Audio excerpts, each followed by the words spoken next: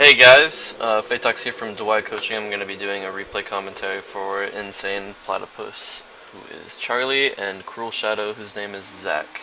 They play for a team that I'm coaching separately from Dwy, but I thought this would be a good place to upload the commentary to as well. So, a couple things before this game really gets underway.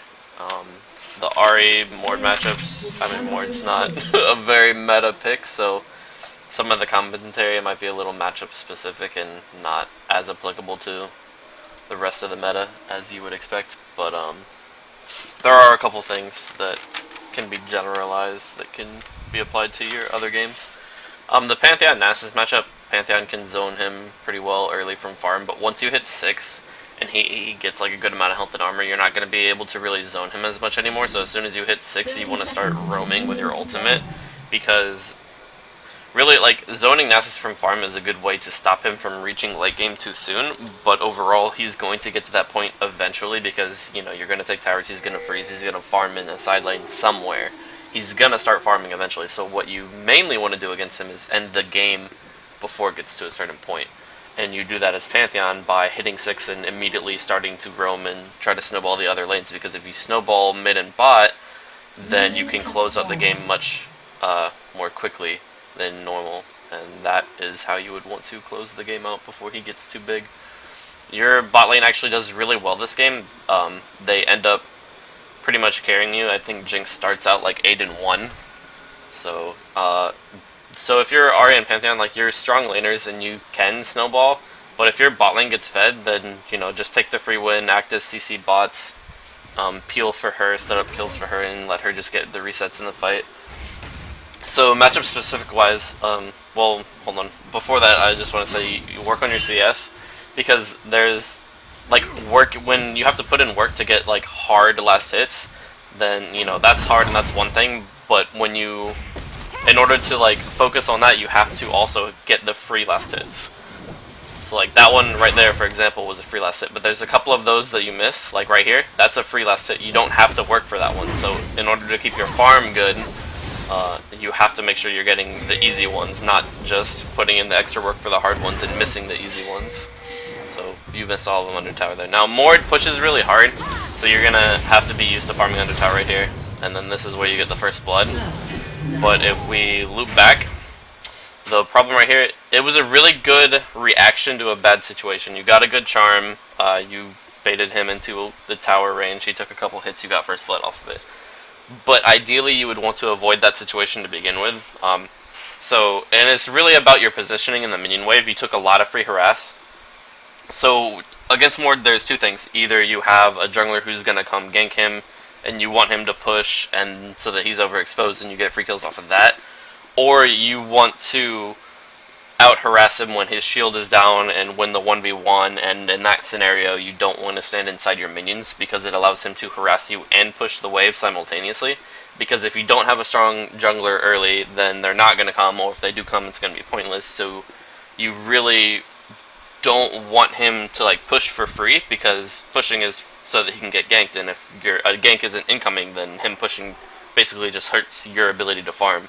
So you want to try to keep the lane center, and like, he's gonna throw his abilities on the minions because he has to keep his shield up, and really he has to push against you, or else you're just gonna harass him because his shield is gonna be too low.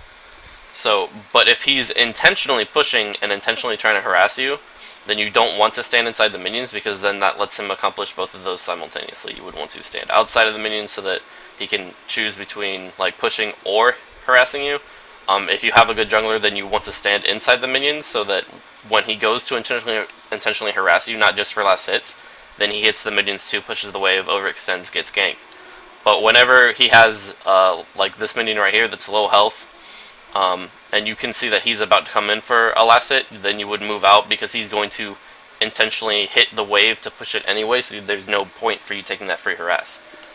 So if you had worked a little bit better early game with taking harass for free and, you know, not wasting mana when his shield's up, you want to harass him when his shield is down, then you wouldn't have been so low health, and he wouldn't have, because you got a kill right here because he over-aggressed and tried to first blood you. He comes in, ignites you, and tries to kill you.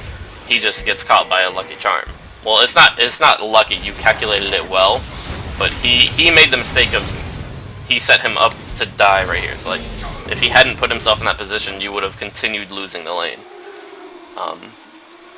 So it was, like I said, it's a good reaction to a bad situation, but you don't want to be in that situation to begin with. Now, the unfortunate part here is I don't know what you're doing right now. So you killed Mord, which means you can push the wave under tower to deny him farm, or you could soak up all this farm, push the wave, and then you back and buy while your wave is pushed and you're not missing any farm anyway. So he gets denied farm, and you go back, spend your first blood gold, have an item advantage, have a farm advantage, but instead, you left the lane frozen here while you roamed around in the jungle. I don't know if you thought you needed to defend Vi's red from Lee or something like that, but so as you just saw, that entire wave that was here that should have died under the tower before he got to lane, he picks up all of this XP. This is pretty much, that's an entire wave. That was 7 minions. Like, he didn't miss anything. So when he comes back and he's immediately caught back up in levels and in farm, and here he starts surpassing you in farm. So you really missed a crucial opportunity there. Because your red was down, I think Vi, yeah, it got stolen. So that was unfortunate, but at the same time, Vi is already 1v1, like, you killed your mid laner, so Mord can't come. And if it's gone, like, Lee wouldn't invade 1v3 with Pantheon and Ahri both able to collapse and his mid laner dead. So you just need to focus on accomplishing your primary objective. Like, you could have pushed that wave really quick and then came, but more than likely if Vi's worried about her red at that point, it's already gone. Because he did it earlier when Mord was still alive. So, but overall, you attempt some, you know, good charms near the tower. That's always worth going for. But the main problem here is you end up dying. I don't know where it is. It's in a couple minutes probably. But you stayed in lane too long. You never went and spent your gold. Mainly because you missed that opportunity to push right there, and then you were baited because you didn't want to miss XP. You didn't want any of your farm to die under the tower because then he gets further ahead of you.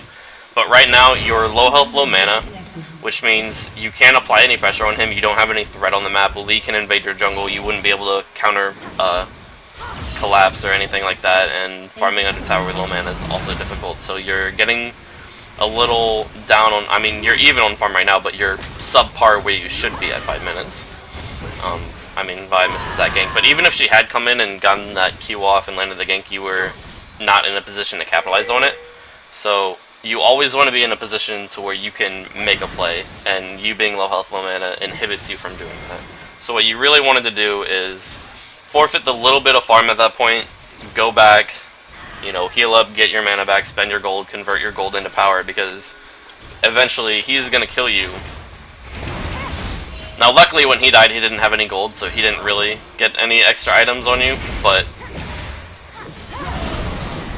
I think it's, yeah, here it is. So you flash the Q, but then you stick around, you get the farm because, you know, you're like, oh, I don't want to miss the tank minion. He misses that, thank God. Yeah, there it is. So he hit 6, and Mort has a lot of bursts at 6. So as soon as he saw that you were gonna commit to staying for no reason without any power or ability to fight him back, he just flashed in and all into you. He flashed, ultied, ignited you. So that was a free kill for him that you could have avoided. You were probably trying to wait until you could afford Chalice. Or, no, you got Chalice, you got boots and everything, so you could have backed a lot sooner and just got the Chalice and pots and been fine. Kudos for buying a ward. That's always important. Normally when I do replays for lower elo mid laners or solo laners, I have to constantly tell them to buy more wards. Panth, you were up in farm, not probably as much as you should have been, but see that you ran low on mana, and once you get low on mana as Pantheon, you don't have that Q harass on him to threaten him off of CS anymore. So then it really just becomes trying to stun him right before a minion dies to deny last hits, things like that. Like right there you wasted stun, he wasn't going for any sort of last hit, so you didn't deny him any minions off of that. So like right there before he gets that, you would want to stun him, his minions would hopefully kill it, and then it would die. Now what you don't want to do is go in too far, because if you stun and then you pull minion aggro, then your minion doesn't die to it, and then it's kind of pointless. But I mean, if you get low mana, just back, because like he's caught back up in farm now because you're not Q harassing him and you're letting him push for free. So he's not losing minions to the tower either. Now Vi's coming up, so that's good. We can go back and watch that. I saw it earlier. You landed good damage here. His shield was down, so it was a really good time to all in him. You almost weren't able to kill him, but luckily you got that last auto attack off. It was kind of low mana. Generally, if you want to all in, you want to do it when you have good mana so that you can continue pumping out the damage. Because you don't want to... There's a couple of times in this game when you ult when you're at like 0 mana, and you get your ult off and it, you know, it looks fancy, but then you don't have any follow-up. So it's pretty much wasting your cooldowns. But yeah, so don't stay in lane too long. Focus on the easy last hits. Don't stand... Because a lot of AoE champions, you know, Gragas, Mordekaiser... Even Ahri, like there's a lot of examples where they're gonna throw AoE abilities to get last hits, and they occasionally get to harass their enemies for free because they're standing in the line of that skill shot or AoE, and they get hit in addition to you getting the last hit. So just something general to look out for in your mid lane matchups, is you don't really want to stand like, especially if they telegraph that they're gonna go for the last hit with an ability. Step away from the minion because it's easy to dodge because you know where they're going to throw it, so there's no sense taking free harass. And then there was a time in the mid lane when you, like I said, you wasted your ult when you were which you had kill potential if you had more mana, so I can see why you started the initiation. And he was also trying to fight you, so you were kind of worried, like, oh, I need an ult to, you know, dodge his stuff and stay alive. But you end up not being able to follow it up because you don't have any other mana to use the rest of your combo, and then you step back out and then you flash back in to try to land a charm to get him under the tower. But even if you had landed the charm, you wouldn't have gotten a kill off of it because he would have taken like 3 tower hits and walked away clean because you didn't have any mana. So really it was you wasting your ult when you were and then wasting flash when you had no kill potential, and yeah, I think you ended up just flashing in and dying immediately. See if I can find it. I don't think that's it.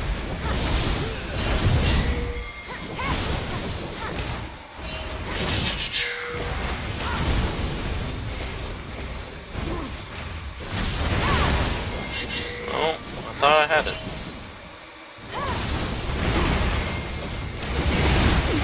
Alright, here. Yep, okay. So we're gonna go back. Alright, so you have a little bit of mana, like 250, but not really enough to burn through him. Your Ignite's down too, so you can't stop his healing. He already has Woda, so here you ult, you don't have any mana. You realize you don't have any mana, you just back up, and then right here you're thinking, oh, he has tower aggro, I can flash in, taunt him back under the tower, and probably get a kill, but you just died for free, so that's unfortunate.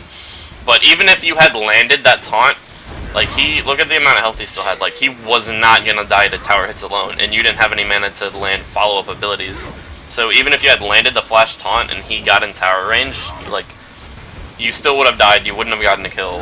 It would have been pointless. So be more wary of your cooldowns. You know, you really want to use your summoners aggressively and your ult aggressively like that when you know you have the kill potential and you can finish him off. Otherwise, it's just wasting your defensive cooldowns.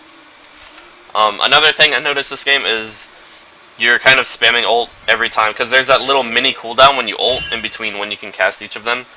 You're kind of spamming that every time it's off, rather than using it to position yourself for the rest of your abilities.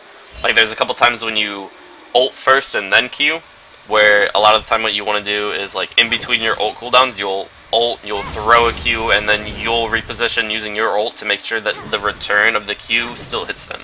Because obviously they're going to try to dodge it. So you ult in, you throw a Q, they sidestep, and then you ult to drag, make sure that they're still in that return line so that you get that true damage off. But so you miss a lot of opportunities to do that, where you just like ult in and then Q off to the side and don't ult to drag it.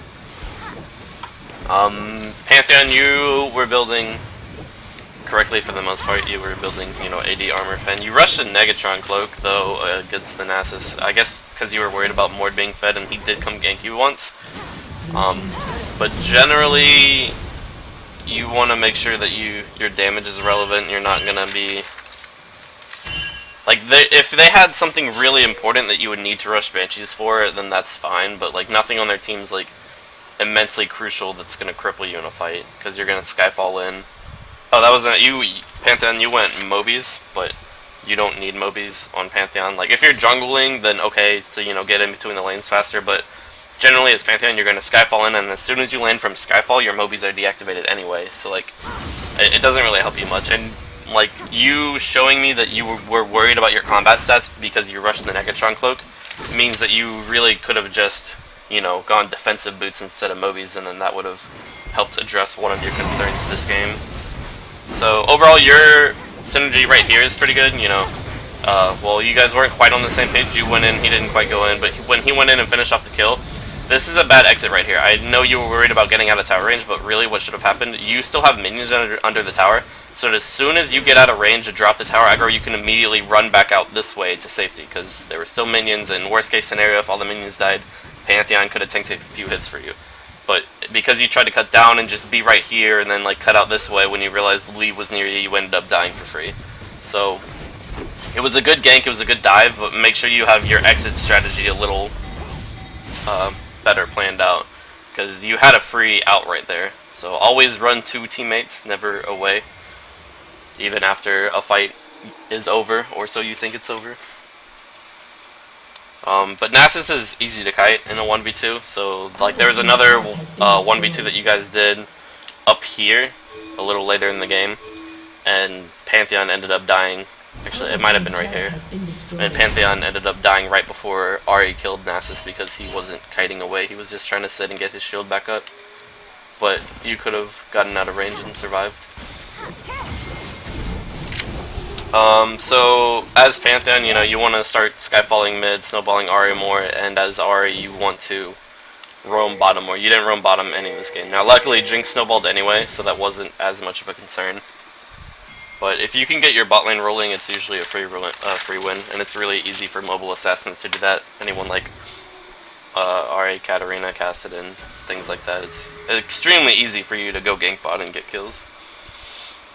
And Pantheon, especially with the Pantheon that has TP and Skyfall, you can Skyfall away, gank, TP back top lane, continue zoning Nasus, or you can go Skyfall mid, get a kill, and then immediately TP behind the enemy bot lane or bot. So if you can convince, anytime you're playing top lane with TP that has kill potential, if you can convince your bot lane to like ward, if you're on this side and they ward their lane bush, then let them push, and then you can TP behind, and it's pretty much a free kill. Your build on Ahri was fine. You rushed Athenes because you're against a resourceless champion and you wanted MR, so that's perfect. And then you went DFG, which is fine. And then you went Forbidden Idol, even though you were already at max CDR, and it gives you mana regen and 10% CDR, so like you got nothing from that item. I don't know what you were building it into, but generally you always want the same build path. Well, not build path, you want the same end build, and what changes every game is how you get to it, what items you rush first, your build order. So generally you want Sorcerer's Shoes, DFG, Athenes, Deathcap, Zonias, and Void Staff. Like that's your 6 item core. The 3 needless upgrades, and then Athenes and Sorc Shoes and Void Staff. So, but with Athenes and DFG, you're already at 30% CDR, and you should have 5% from Glyphs and 5% from Masters. So generally on most AP mid laners, you'll run 3 flat MR, which will give you 4 MR, and then you'll run 6 flat CDR, which gives you 5% CDR, and then you'll get the 4 points in the CDR in the offensive tree, and that'll be your extra 10% from setup, and then you get 30% from your items, and you're maxed out. So you don't really need blue at that point unless you want mana regen. You can give it a Vi or Jinx or whoever, and you don't need a 3rd CDR item. So that was my main critique on your build this game. But yeah, I mean, you guys are doing okay, but to be honest, your bot lane did carry you this game, and it's good that, at first you guys seemed to struggle to realize that. You were trying to do your own assassinations and leaving Jinx and Lux to defend for themselves, which they were fed, they can do that. But as soon as you guys switched your mentality and just started CC machining the people that was right in front of Jinx and let her just snowball the fight and get kills, you immediately won the game.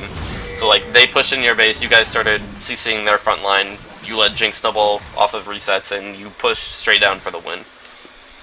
Well, actually, I think you guys got like their inhibitor up to their Nexus towers, and then you backed real quick, did like a last spy, and then came back and pushed for the win. But so as soon as you understood that conceptual strategy, you immediately won the game, and you guys could have closed out a lot sooner if you had hopped on that train a little bit earlier. Now, Mord was really strong. Nasus actually had really good stacks. That's, oh, 246. I thought it just said 24. I was like, maybe not. But, I mean, he could be higher, but he didn't get zoned very hard from Pantheon, unfortunately. Ooh. So not really a fight right there that you want. You thought, oh, Lux, good AP damage, but she's support Lux, so she doesn't really have much. And Mord was super fed, so you generally don't want to. Whenever you fight Mord, you all want to focus him, and you want it to be in a big team fight. If it's in like a side skirmish, he's usually gonna win and just get a free ghost to push off of. So, but the majority of the remainder of this game is like them attempting to push and close out, you guys being disorganized, and then as soon as you guys reorganize your team and fight together and peel for Jinx, you pretty much immediately close out the game. So the rest of this replay doesn't really matter too much. I can just speed through it and double check, make sure there wasn't anything too important that I wanted to cover.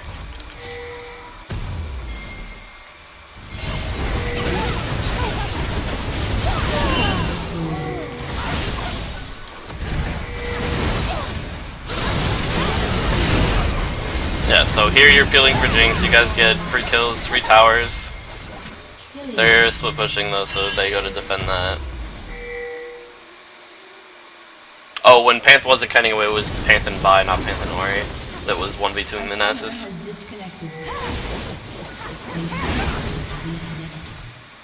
She DC'd a reconnected like 3 times this game, I don't know what that was about. So here, you guys go on Nasus, and you overcommit to the kill without any vision around the area. You get the kill, but then Mord dumpsters you guys. You tried to flash in to save Panth, but he was already dead from ult and ignite. There's nothing you could do at that point. So critique for that, probably recognize, learn to understand how much damage a dot damage is going to do, so that you don't end up wasting cooldowns when someone's dead no matter what happens. I mean, there's a chance that if he had gotten the kill and gotten dangerous game, he might have been able to live, but actually, did he get the kill? Yeah, he did, but it wasn't enough. So just kidding. There was no chance. But so overall, yeah, Jinx is 803. She's extremely strong. All you guys basically have to do is protect her, push together, hit towers, stop Nasus from split pushing, which you just got accomplished right there. So then you guys should just really group and push down mid. So, I mean, I think you guys understand builds well, and I think you understand the pressure meta, and your rotations aren't too terrible. I mean, it's solo queue too, so, like, they obviously could have been better, but for the level you guys are playing at, they were fine. I can't see chat when I spectate with this, with op.gg for some reason. It's off screen somewhere, so I can't really give you any commentary on, like, motivating teammates, etc. But overall, it seemed fine. So here's our fight. Jinx got insect, and that's why you guys lose this fight, because your most fed died first. So as soon as that happens, you guys get wiped. You manage to live, come back, but you can't do anything 1v4. Now Jinx comes back, you land charms to get her kills. Vi goes in, gets the red ones off, Jinx gets another reset, you guys push further down mid. So like as soon as Jinx started getting protected, you guys started winning. Pantheon had TP up, so he didn't really.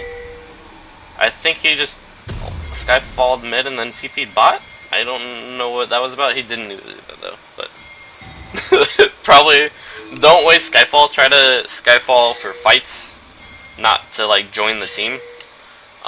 It does a lot of damage, and you get in faster with Skyfall than you do TP. So, you know, save TP to defend or to go split push. Like, if you want to split push a bot and they're pressuring around Baron, you obviously can't Skyfall from that distance away, so you would want to save TP for that scenario. But yeah, don't just Skyfall on top of minions, unless like your Nexus or towers or something are in trouble and dying. So you guys got caught while Jinx was dead, which was bad. You didn't want to be anywhere exposed. Pretty lucky they don't win the game right here, so that's good. So Jinx is back up, dies again because she went to fight alone, unfortunately. So basically Jinx, these 4 deaths like came back to back, and that's what's delaying you guys from grouping and ending the game. You even lose the Nexus Tower right here from OP Doge. So now she's alive, you guys started on the same page. She gets mortal ultied and actually runs away this time instead of just dying and giving them a free fed ghost. Which is probably what salvages the game right here. Yeah, so Jinx lives, you guys get kills, and now you snowball the pressure, because she's still alive and she can hit towers.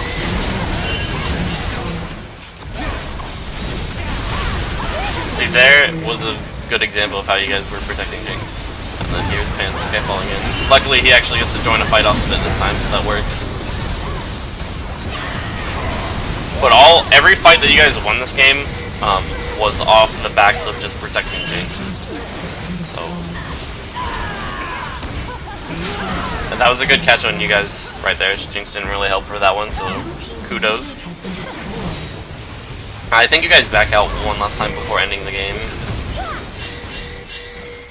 Probably, you didn't need to do that, but you guys were really tunnel visioned on the Nexus Tower that you didn't keep the minions under, and people ended up trading tanking when you still had minions. 3 of them were still dead for like 35 seconds, so you could have ended the game. You just needed to make sure that you were pushing the minions in and not tanking free tower damage.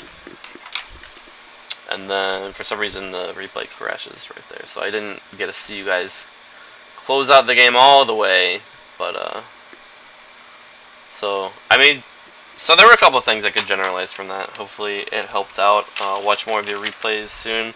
I usually coach teams more so than individual players, so I'm trying to install some sort of conceptual strategy into you for rotations and team comps and stuff like that.